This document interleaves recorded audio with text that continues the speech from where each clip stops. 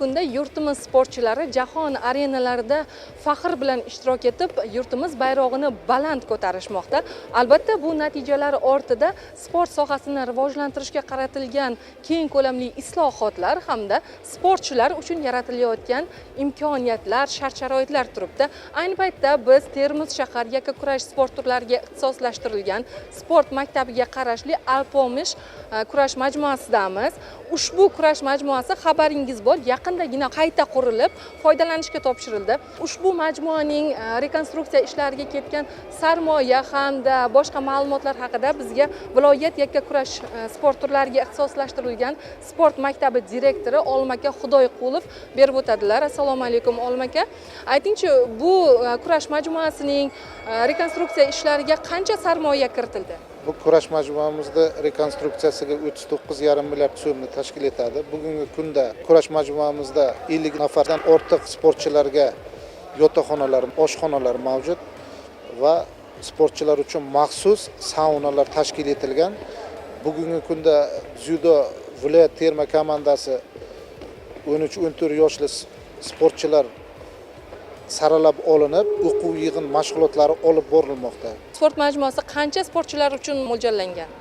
Kurash majmuamiz 300 ga yaqin sportchilarni qamrab oladi. Dzyudo tatamilari olib kelingan, boks uchun maxsus ringlar olib kelingan. Sportchilarning natijalari qanday? Shunga yarashadir? Sportchilarning natijasi ancha yaxshi. Mana yaqinda o'tgan Bahraynda o'smirlar o'rtasida Osiyo o'yinlarida birinchi o'rin sportchilarimiz keldi Surxondaryo viloyatidan. VL da, VL da. O'n o'yin bo'ldi. Siz normal, qarab qo'ying.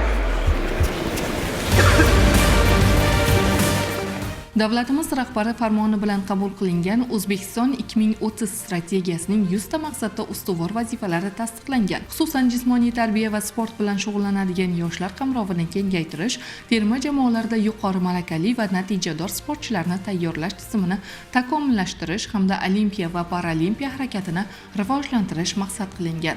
Bu borada xalqaro standartlarga mos sport inshootlarini qurish, ta'mirlash va sportchilarga munosib sharoit yaratish ustuvor ahamiyatga ega. Milliy statistika qo'mitasi ma'lumotlariga ko'ra, 2024-yilda sport va jismoniy tarbiya sohasiga davlat byudjetidan 4,2 trillion mablag' ajratilgan bo'lib, shundan sport inshootlarini ta'mirlash va yangilash ishlari uchun 540 milliard so'm sarflangan. Yo'naltirilgan sarmoyalar evaziga Surxondaryo viloyatida 2024-yilda 31 ta, 2025-yilda 37 ta yangi sport maydonlari qurilib foydalanishga topshirilgan. Undan ortiq sport majmualari ta'mirlanib, zamon talablariga mos holda jihozlangan. Yana bir qanchasi modernizatsiya qilingan. Investitsiya dasturi doirasida yakkakurash sport turlariga ixtisoslashtirilgan sport maktabiga qarashli Alpomish kurash majmuasi qayta qurilib foydalanishga topshirilgan. Mazkur sport majmuasida 240 nafar yosh sportchi kurash sirlarini puxta o'zlashtirib kelmoqda.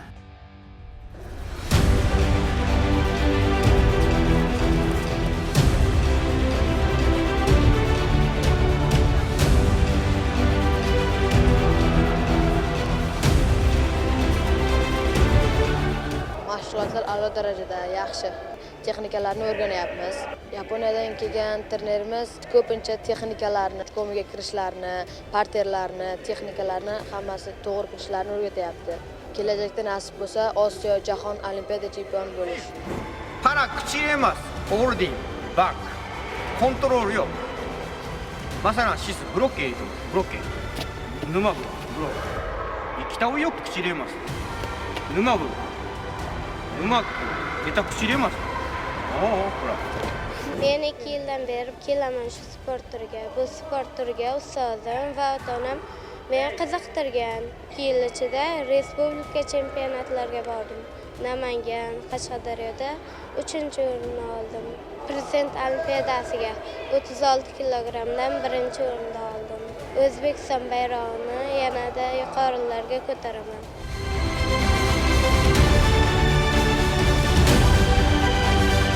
Majmuada Majmuada yaratilgan shart-sharoitlar, jihozlar professional mashg'ulot jarayonlariga xizmat qilmoqda. Jumladan, kurash majmuasida yaqindagina dzyudo bo'yicha o'quv yig'in mashg'ulotlari ham bo'lib o'tdi. Unda vohaning shahar va tumanlaridan saralangan o'smir o'g'il-qizlar ishtirok etishdi. Mashg'ulotlar kunning 2 mahalida yaponiyalik tajribali xalqaro litsenziyaga ega murabbiy Junna Kikuchi tomonidan olib borildi. で背負い投げ応用うずらビッタオケ I stayed in the 6 months. Bugun bu yerda Surxondaryo viloyatining iqtidorli yosh dzyudochilari bilan mashg'ulot olib boryapmiz. O'quv yig'ini davomida sportchilarga Yapon dzyudo maktabiga xos asosiy texnikalar, to'g'ri harakatlanish, muvozanatni saqlash, hujum va himoyada tez qaror qabul qilish usullarini o'rgatyapman. Ayniqsa amaliy mashqlarga katta e'tibor qaratilyapti. Bu kabi yig'inlar yosh sportchilar uchun juda muhim, chunki ular xalqaro tajriba bilan yaqindan tanishadi. O'z ustida ishlashga bo'lgan ishtiyoqi ortadi. Mashg'ulotlar 2 mahal o'tkazilyapti va har bir mashq sportchilarning jismoniy hamda ruhiy tayyorgarligini oshirishga qaratilgan. Aytish mumkinki, bu yerdagi sportchilarning salohiyati juda yuqori. Ular intizomli, mehnatkash va o'rganishga chanqoq. Agar shu tarzda izchil mashg'ulotlarni davom ettirishsa, kelgusida nafaqat milliy, balki xalqaro musobaqalarda ham yuqori natijalarga erishishlariga ishonaman. Shuningdek, majmuada yaratilgan shart-sharoitlar ham juda yaxshi. Zamonaviy zal, jihozlar va tashkil etilgan muhit professional tayyorgarlik uchun to'liq mos. Bunday imkoniyatlar sportchilarning mahorati o'sishiga katta turtki beradi. Men uchun O'zbekistonda, xususan Surxondaryo viloyatida yosh dzyudochilar bilan ishlash katta tajriba va mas'uliyat. Umid qilamanki, bu mashg'ulotlar ularning kelajakdagi sport yo'lida mustahkam poydevor bo'ladi. But here is good too. 得たパラ口入れます。But おいよくホールディング。でバック投資口入れ。ブー投資口入れ。ほら、得た口入れパラ。OK。や投資。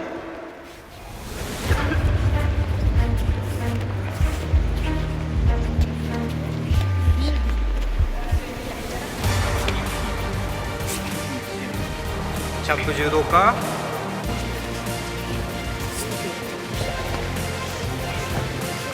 yakshimi o'yin kurashish o'yin kurashish o'yin давай Bu o'quv yig'in mashg'ulotlarini o'tkazilish maqsadi nima? Xalqaro va respublikamizda o'tadigan nufuzli musobaqalarga tayyorlash vazifasini o'tab beradi. Bu o'quv yig'inida viloyatimiz turli hududlardan 100 nafar dzyudochilarimiz ishtirok etishyapti. O'quv yig'in mashg'ulotini faqatgina o'zimizning murabbiylari o'tishyaptimi yoki boshqa joylardan, masalan boshqa viloyatlardan tashrif buyurgan murabbiylar ham o'tishyapti? Viloyatimizdan turli hududlardan murabbiylar kelishgan hamda xorijlik mutaxassis Junna Kikuchi tomonidan rejalar asosida o'tilyapti.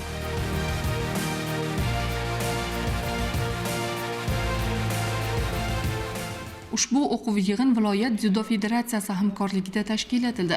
Mashg'ulotlar davomida yosh sportchilar Yapon dzyudo maktabining ilg'or texnikalari, jangovar tajriba va amaliy ko'nikmalarni o'zlashtirishga muvaffaq bo'lishdi.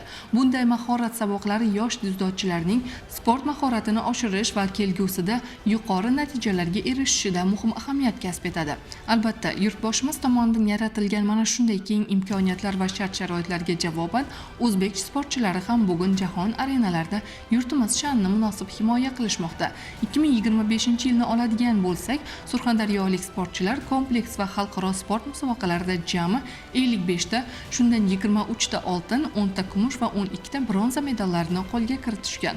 Sport turlari bo'yicha milliy terma jamoalarga esa 503 nafar sportchi yetkazib berilgan. Xulosa qilib aytganda, sport sohasiga yo'naltirilayotgan har bir sarmoya sog'lom jamiyat, barqaror iqtisod va yuksak milliy nufuzga qo'yilgan investitsiyadir.